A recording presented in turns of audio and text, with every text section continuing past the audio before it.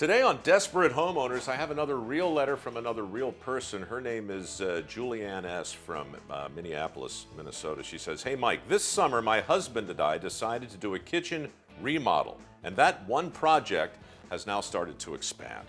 This is classic, right? "My husband Chris has ripped out our front hall closet, claiming it will give us more space and more natural light. But my head goes right to the ripple effect that causes with our lighting, thermostat, flooring, ceiling, and more." And look, she even put an exclamation point after that. You can tell she's desperate.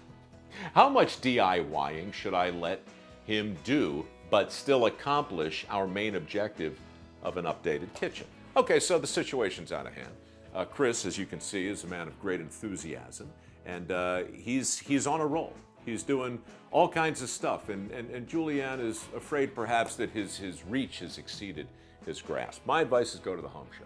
Full disclosure, that's always my advice. But when you go to the home show, in a situation like this, Chris will have an opportunity to talk with trusted experts under your supervision, right? So you can be there, you can sort of guide and control the situation, and at the same time, you don't have to discourage him, because you want him enthused, right? You want him doing the work. You just want it done right. You don't want to live in a construction zone for the rest of your life. So you go to the home show, you talk with the kitchen remodeling experts. There are a ton of them there. You'll feel better.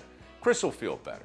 He'll still have the enthusiasm that made you fall in love with him in the first place, and you'll have the house of your dreams.